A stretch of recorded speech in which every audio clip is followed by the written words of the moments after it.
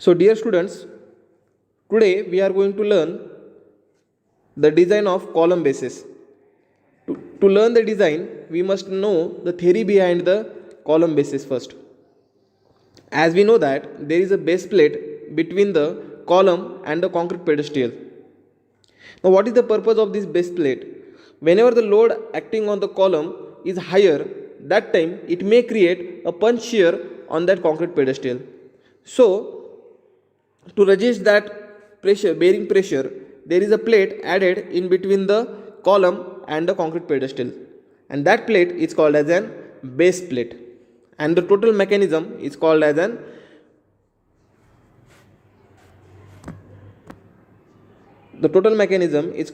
column bases. There are two types of the column bases, that is slab base and gusset base.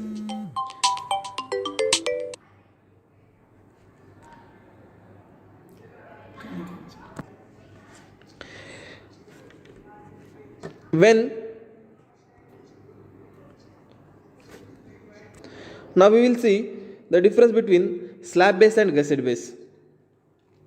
Now when the slab base is adopted first, we must know that when the soil is of having a good condition, that is load carrying capacity of the soil is good, and the column is having lower loading, that time we use the slab base.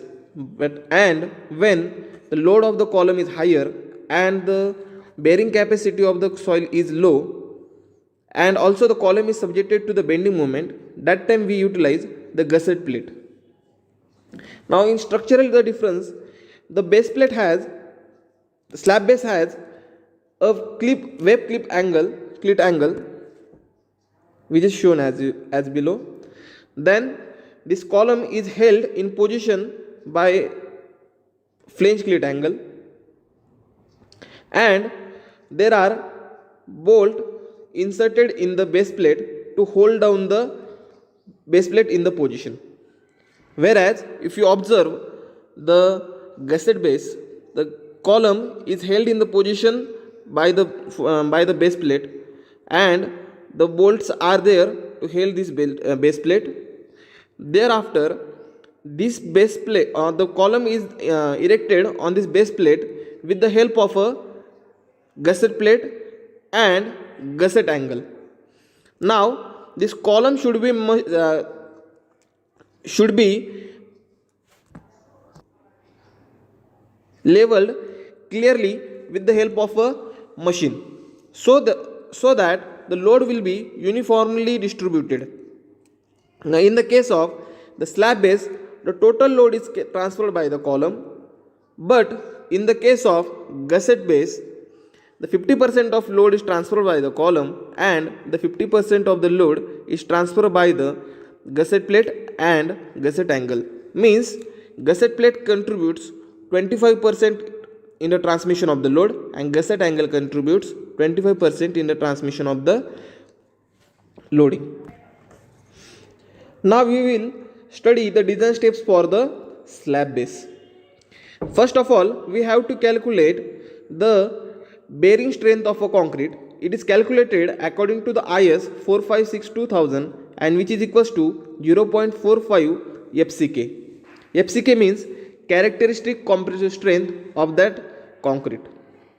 Then the second step is to calculate the base area of the base plate, and that area is calculated by the formula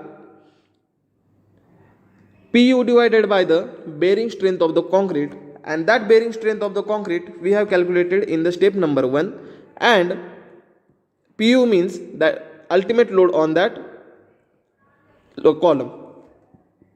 The step number 3 is that we have to decide the length and the size of the base plate. Now if we choose the size of if we choose the base plate as a square plate, that time length is equals to width is equals to square root of the area required, which we have calculated in the step number 2. Then if we consider a rectangular plate, that time we have to assume the width or the width or the length of the section. Now first we assume the length of the section. It depends upon the depth of the section, that is the depth of the column which we have utilized, and we assume some edge distance for the anchor bolts, and thereafter we calculate the width, that is small b, which is equals to A divided by L adopted. Then depending upon the L and B, we have to calculate the area provided. It is obvious that the area provided will be greater than the area required. Then the step number 5 is to calculate the bearing pressure of the base plate, and it is calculated by Pu divided by area provided. This is the actual bearing pressure which is acting on the base plate. Thereafter we have to calculate the thickness of the base plate.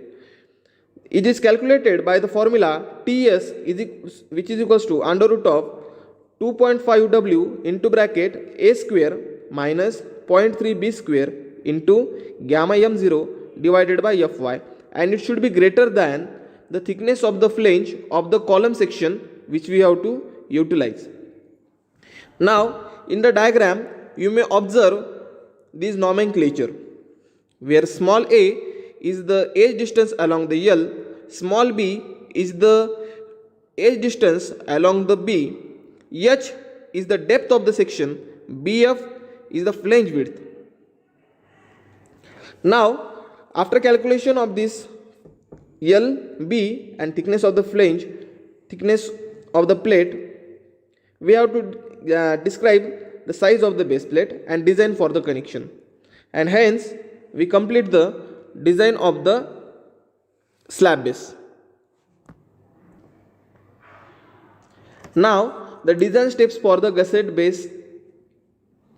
The step number 1 is similar to that of our slab base. So in very first we have to calculate the bearing strength of the concrete, and it is calculated by using IS 456-2000. The formula is bearing strength of the concrete is equals to 0.45 FCK. Then we need to calculate the area required for the base plate. The area required for the base plate is calculated by formula Pu divided by bearing strength of the concrete, and Pu is ultimate loading on that section. Then decide the size of the base plate by assuming the length by assuming the size of the gusset plate and gusset angle first. The main difference between the gusset base design and slab base design is we have to utilize the gusset plate and gusset angle in the gusset base. So we have to assume this gusset plate and gusset angle width and sizes. Then after we have to calculate the length and breadth of the plate. Then after calculation of this we have to calculate unsupported projection of the base plate, and then after calculation of this unsupported projection of the base plate we need to calculate the actual pressure, that is small w, which is equals to Pu divided by area of the base plate provided. Now here we are, for calculation of the thickness we need to calculate the moment at the critical section. In the diagram you may observe there are two critical sections, section 1 and section 2. Section 1 is more critical than that of the section 2. Now we have to take the moment of a section about this section 1, and from that moment calculated, that is the which is acting in a form of cantilever movement, we have to calculate the MD, and that from that moment capacity of the section we have to calculate the thickness of that section, and after that we have to design the section and design the connections for that section.